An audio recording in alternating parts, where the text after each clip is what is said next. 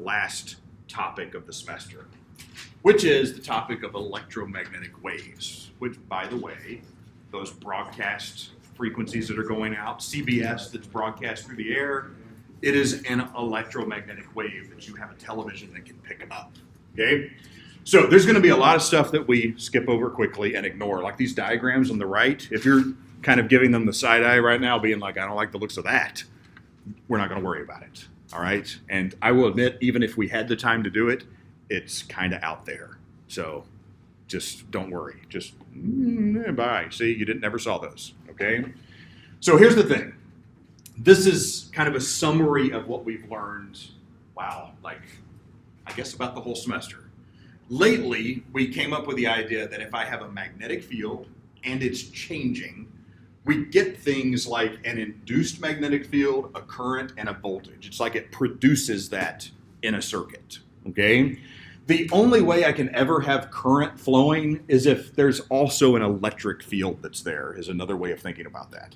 So just the fact that a magnetic field is changing, it produces all of this stuff. So you might ask the question of whether that can work backwards. Is it possible for me to take an electric field and change it and get that to make a magnetic field? It sort of makes sense that it should work both ways, and people speculated on that and then did the math and did the test and the experiments, and it turns out it does work both ways. It's like the electric field and the magnetic field. If either one of them is changing, it makes the other one happen, okay? As long as nothing's changing, if I just have a point charge and it's creating a magnetic field and I make sure nothing moves, magnetic fields never happen. It's like I can just pretend the electric field is all by itself. But as soon as that charge moves, something is changing with time, magnetic fields get created, and if magnetic fields are being created, they back create electric fields, and all of a sudden there's this weird interplay between electric fields and magnetic fields. So they are separate if neither one is changing, and intertwined if they are changing, okay? So this is going to go somewhere, believe it or not. First of all, Ampere's law, which was everybody's favorite, we need to go back to that a second. We're not gonna do any problems. What I wanna do is just say that it makes sense that if electric field is creating a magnetic field, I need to include that in Ampere's law. Ampere's law looked like this the first time we saw it. And I'm sure all of you are like, Ampere's law, yeah, I remember that. Remember, maybe it looked like this, B dot dl is equal to mu naught times I enclosed. It said that moving charges created a magnetic field. It turns out that's not all of Ampere's law. We also need a part in here that tells me that a changing electric field results in a magnetic field as well. So while we didn't learn about it at the time, I just want to write it up here. There's another part of this, mu naught epsilon naught, times the rate of change of the electric flux. So here I have an electric field that's changing, and it's making a magnetic field. It turns out we don't often talk about this last term because it's like a small effect. It's really small compared to the other one. So try to read this if you can. I know it looks kind of foreign. Moving charges, current, make a magnetic field. Changing electric field creates a magnetic field. Okay, that's what this equation is telling us. So let's hang on to that for a second and get rid of this slide, okay? Let me also point out that there is something known as Gauss's law for magnetism. We did it with electric fields. You're not gonna have to do it with magnetic fields. I just wanna write it up here and tell you what it means. And it looks something like this, B dot dA is equal to 0. Gotta love that one. This is Gauss's law for magnetism. And essentially what it says, remember what was on the right-hand side of this with electric fields? It was Q enclosed. I could take a Gaussian surface and say, there is a point charge that's making an electric field. This is telling me that there's no analogous thing with magnetic fields. There's not like a point that can create a magnetic field. Remember, magnetic fields are about two poles, a north and a south pole, and the magnetic fields loop from north to south and around in a circuit. that is what this thing is telling us. It's saying that, first of all, there is a north and south pole for magnetic fields. It's also telling us that there is no, like what you might call a magnetic charge. Like that's not a thing because I can't like enclose something like that. And it also means there is no isolated pole.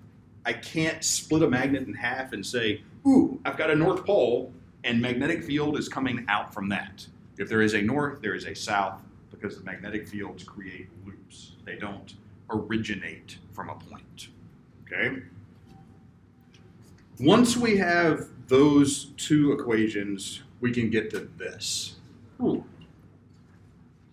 Which is kind of what we've been building toward all semester, even without saying it. Okay, it's a set of 4 equations, which are in many ways considered like one of the greatest achievements of physics ever. All right, everything that we've learned, every little piece of thing that we've learned about electricity and magnetism, as well as all the many things that we have not learned about electricity and magnetism, are in those 4 equations. Which seems weird. I know. You might be thinking like, what about this equation we had? Whatever equation we've had this semester for whatever particular situation, there is a way to get from these 4 equations to that specific thing. Okay? So if we were going to be like, oh, I don't know, like a PhD level electricity and magnetism class, what we might say is just like, okay, like you're about to have an exam, any question is valid, you're allowed to bring these 4 equations with you. Like you should be able to get from there to anything in electricity and magnetism without bringing anything else in, which is kind of crazy, right? 4 equations to rule them all, which is kind of nice. It turns out that these are even considered more fundamental than Newton's laws, which we think of as like, whoa, Newton's laws, those are a big deal. Because Newton's laws kind of break down. If you go too fast or have too much mass, Newton's laws don't work anymore. They have to be corrected. These work in every situation we can find. So they even work at really high speeds and with really great distances and with really large masses. In other words, it works with relativity as well, if you're kind of getting the drift of what I'm talking about there. If you look through these, you might be thinking like, oh, I don't know what that is. And then you start to say, wait a minute, I've seen these equations before, right? We've done these. This was Gauss's law. It was specifically our original Gauss's law for electric fields. I just gave you this one. This is Gauss's law for magnetic fields. What's this one?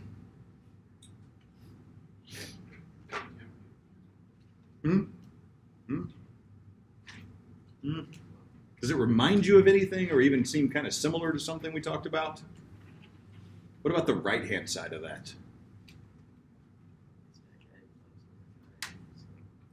Magnetic flux changing. What law did we have magnetic flux changing inside of?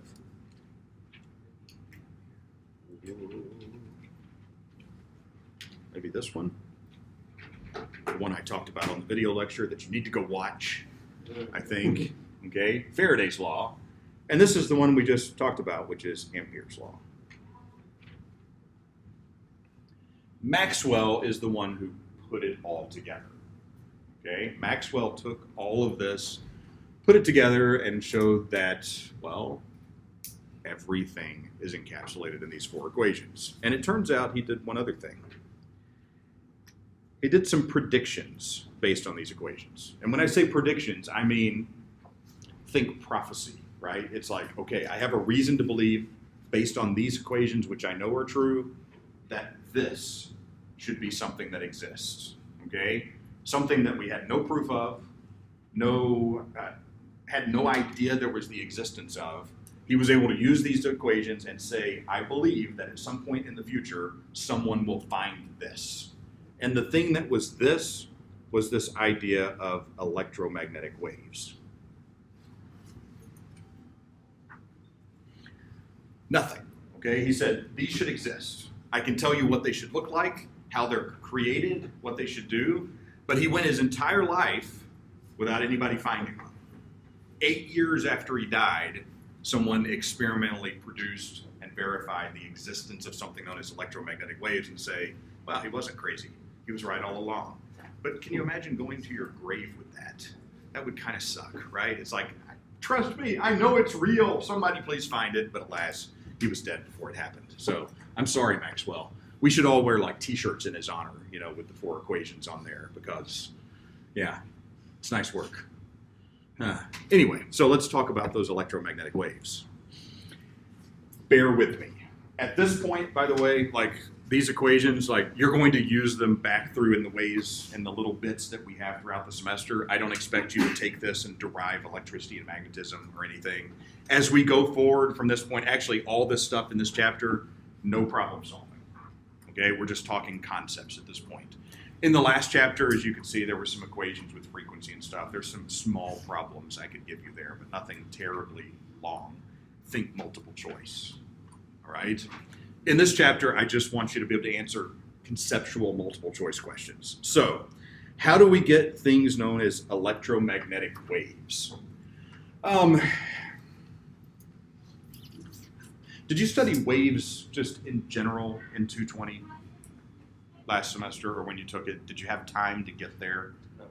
I know, it's one of those topics that it's like will it fit or will it not? It's supposed to, maybe it doesn't. So let me back up just a little bit and talk about this statement at the bottom. Waving the end of a string up and down. Imagine there was like a rope that was stretched across the room, and I decided to pick the rope up off the floor, right? And then take just the end of the rope and go like this. Like you can kind of imagine what's going to happen, right? Every time I like make a bump in the rope and drop it like this, that like bump in the rope will travel across the rope sideways. So if I just keep going like this, you can imagine there's like waves that are in the rope that are traveling down the rope in that direction. So I oscillate something in one place, and that results in the production of a wave in the matter of the rope that's waving across the room. What we can do is basically the same sort of thing, except with charges, okay? So if you look at this little apparatus that they've diagrammed here, let's just focus on that first one. Notice we have something that's oscillating the charges back and forth, so an alternating current. And then I've got sort of a conductor that goes up this way and a conductor that goes down that way. If you are bothered by the fact that it seems like this is not a circuit, because it's like, ooh, I just have 2 conductors stuck out to the 2 sides.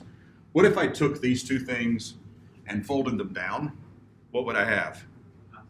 That would look a lot like a capacitor, right? I would just have 2 conductors and a gap in the middle. So if you think of this and maybe extend it out and imagine it like the capacitor circuit, and think of me sending like the charges to one side and then the charges to the other and then the charges to the other, the fact that the gap isn't there doesn't matter so much, okay? So if we start in a configuration where maybe the top part of this is positively charged and the bottom is negatively charged, electric fields point from the positive to the negative. So if I were to draw the entire electric field here, it would look kind of something like this. It would kind of go around like so. We're just focusing on one point, right down the middle. At that point, the electric field points straight down, okay? We're having to ignore the fact that there's an electric field in all these other places because it just gets too complex and there's no way to draw it, all right? So we're looking at the electric field at that one point. Now you might imagine if like maybe there's a switch here and I like turn this on to make the charges go here and that let this be negative, it'll create an electric field here, and like a split second later, basically the same electric field will be here, and a split second later, it'll be here, and it'll be here, and it'll be here.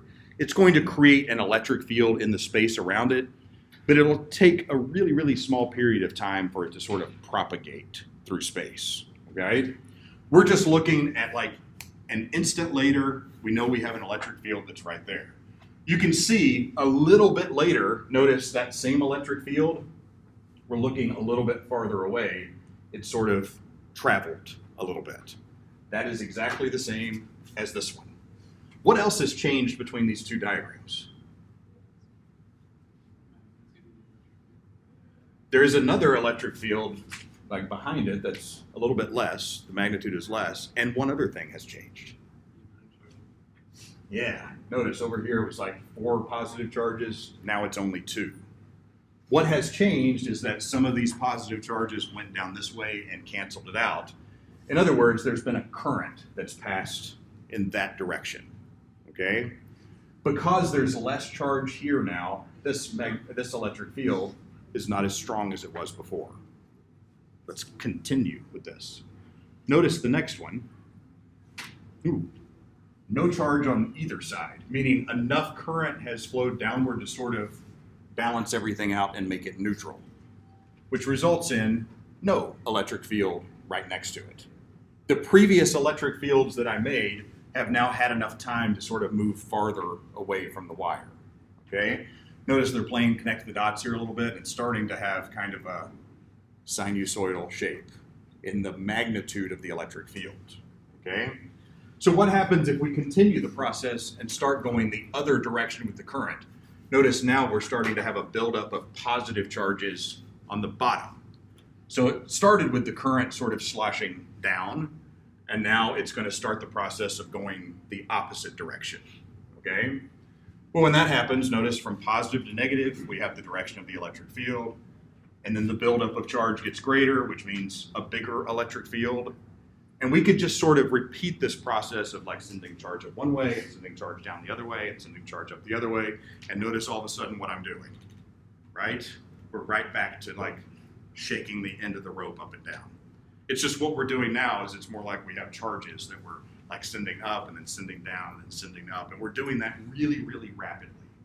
And that's creating an electric field that's changing in magnitude and changing in direction in a sinusoidal fashion that matches the sinusoidal change in the current that's going up and down.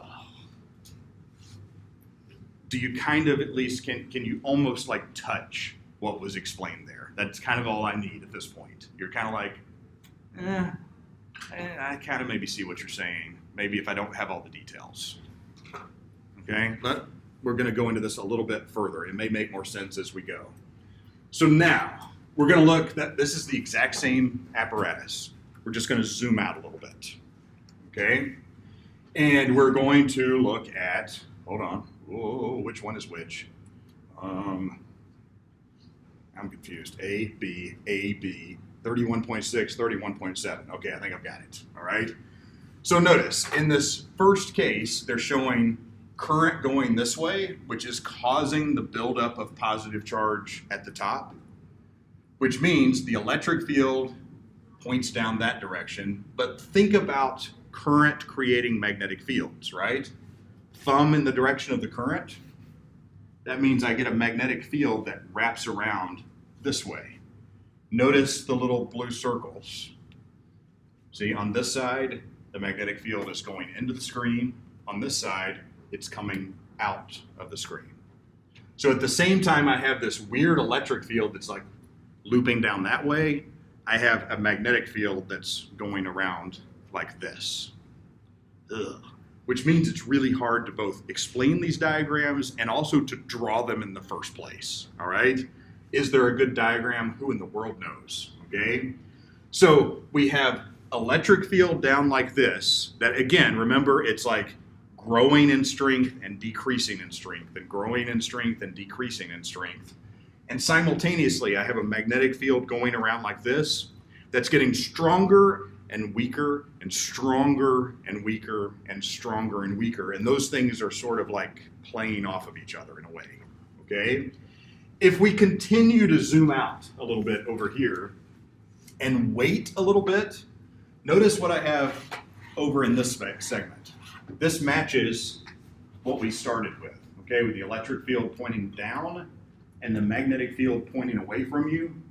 Electric field pointing down, magnetic field pointing away from you.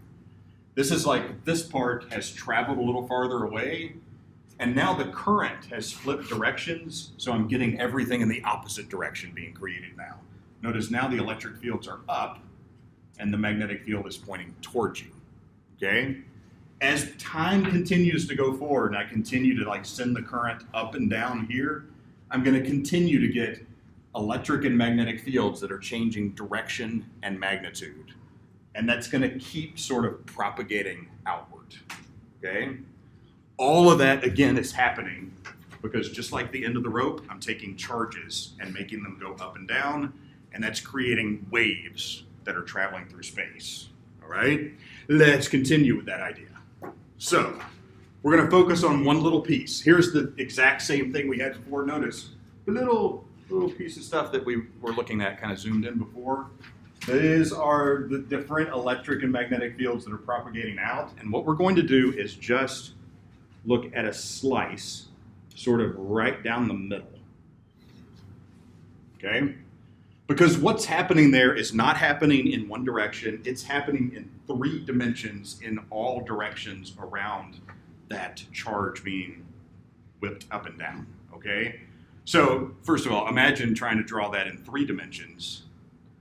And yeah, it gets messy. I tried to find illustrations online that clearly showed that. There just aren't any.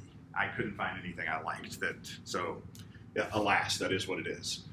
So, if we just take a slice right down the middle and then get far enough away from the antenna, we get something that looks like this in its most basic form. We have electric fields here that are up at the same time that the magnetic fields are pointing out, and then they flip directions. Electric fields down, magnetic fields in. And again, this is just what it looks like right in the little middle, straight away from the source, the thing that's creating all of this, okay? That same thing is happening in all directions at the same time. If I just look at that little slice in the middle, that's kind of what it looks like. Big, huge air quotes around that, all right?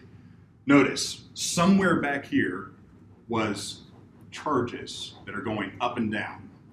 What that creates is electric fields that are changing like this, while simultaneously and perpendicular to that, we have magnetic fields that are growing and shrinking and changing directions, okay?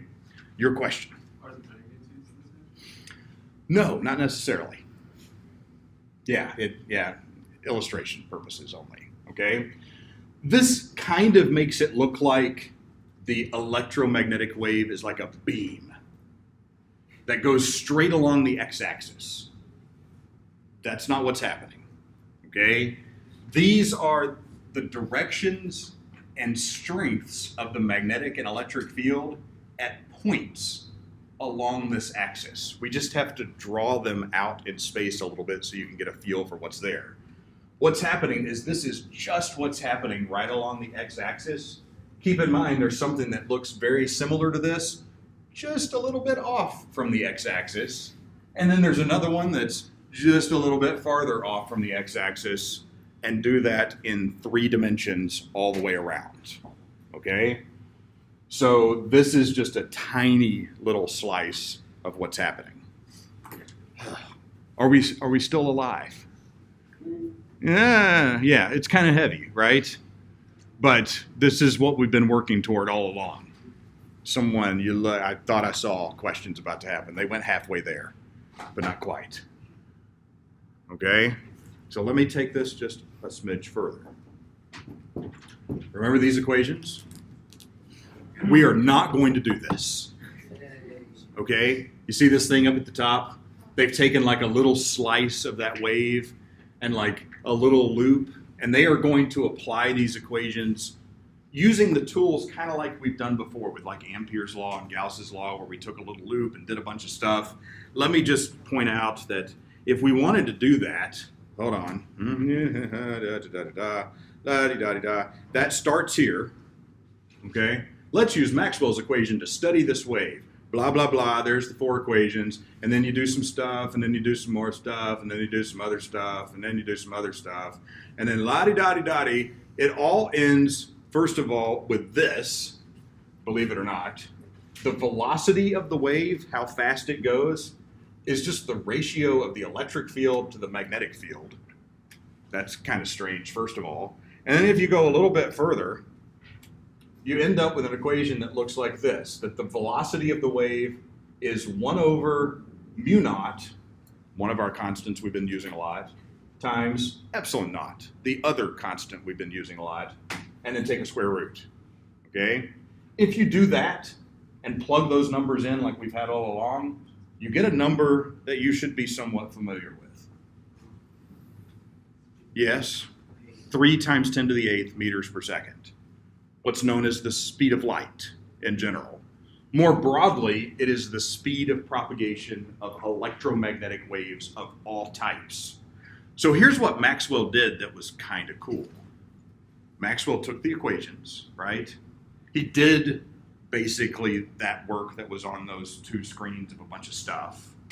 And then he said, ooh, I think I found what the velocity of these waves should be. And he found that number. Well, we knew about light at the time. People, like visible light, like of course people have known about light forever. They'd even measured how fast light travels by doing some very difficult experiments by like shining a lantern from like one mountain to the other and somehow like timing how long it took the light to get there. They knew that this was the speed of light. So what does Maxwell say? Wait a minute, that's the same speed as these theoretical electromagnetic waves that we've never seen before. What's the connection? Light must be one of these waves I'm predicting. Light must be an electromagnetic wave, but nobody could prove it until after it was dead, which is kind of sad. But you got to admit, like in a basement in a dark room by candlelight one night, like coming up with this, like doing all of this math that we're looking at today, and then all of a sudden being like, 3 times 10 to the 8th, I've seen that number before. That would be creepy. I bet he like got chill bumps and probably passed out. And then someone came and dumped water on him and said, Maxwell, sir, what is wrong? And, and he's like, 3 times 10 to the 8th. And he passed out again. I don't know. Who in the world knows what happened? Anyway, I like the fact that this number that is so famous ties back to these 2 constants that have been kind of creeping us out all along. And it gives us the speed of the electromagnetic waves. All right? So let me hop back over to here. And again, say that we're not actually going to do this derivation because I don't think you want to. But I do want to point out, and we're doing good on time, we're going to finish 10 minutes early. Isn't that fantastic? Yes? Just going back 2 slides, I noticed that it's telling us a right-hand rule for the direction of propagation. Yeah. Do you need to know that? You don't need to know that. No. But you're right. You can do E cross B, and it gives you the direction of the wave. But no, I do not expect you to know that. In case you're unaware, a lot of you should be aware of this, but if you're not, light, we just said, visible light that is an electromagnetic wave. It's a combination of electric and magnetic fields that are changing in the way we just talked about. But that is only one little tiny slice of all of the possibilities of electromagnetic waves, okay? All of these other things that we hear about, from radio to gamma rays, X-rays, ultraviolet rays, infrared, and microwaves. Microwaves, that's kind of fun. And satellite TV and the cell phones, and hiding kind of right in here somewhere too, Wi-Fi. All of this kind of stuff is no different than the light we can see. The only difference is how fast the oscillations are, okay? They're all the exact same physical thing. So, think about visible light and think about how much danger is inherently in visible light. Like, there's light in the room right now, and I don't think any of us even think twice if I happen to put my head in front of the projector. You're not like, the light's gonna kill you, right? You don't like imagine that that's something that's gonna be damaging to me, okay? Use that kind of as your baseline as you think about it. And, well, of course, there's other things at play, like what if that light was like crazy intense? Well, of course, like if I ramp the intensity way up, that's changing another factor, and then maybe like, I don't know, I go blind because it's too bright, okay? But inherent invisible light, we don't worry about this hurting us, okay? Notice what's on 2 sides of this. Ultraviolet light, we worry about that, right? UV rays from the sun, it's some of the electromagnetic waves that's hitting us, and we know that they will burn us. They will cause cancer, right? Take a look. Frequency, more frequency means more energy. Higher frequency means more energy, and if you think about it just in terms of the rope waving up and down, right? This doesn't take a lot of energy. That does, okay? More quick oscillations mean more energy is in those waves. So we worry about these. Notice on this side, infrared. That's like the remote control that you point at the television, right? I don't think anybody's like, step aside, I'm going to change the channel. No one's creeped out about that. Stuff to this side, you can worry less about. Now, don't take that to say that there's no fear, no worry, because like I say, you can change the intensity. Maybe if the intensity's off the charts, you can cause issues. We don't worry about the beam from your remote control. We don't worry about the fact that there are radio stations that are going through our bodies right now, right? Notice they're on a lower energy side from the light we look at every day. In fact, they are much lower energy.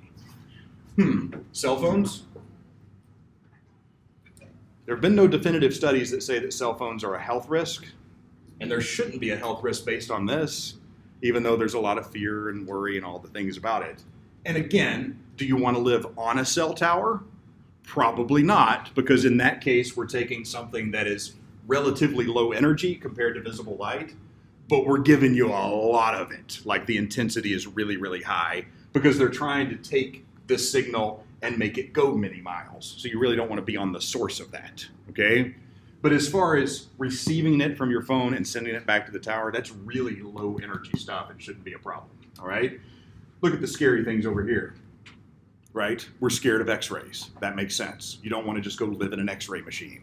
You get cancer, okay? Gamma rays, bad things from space, really, really high energy waves. You don't want to get hit with those. So again, use visible light as kind of your benchmark, all right?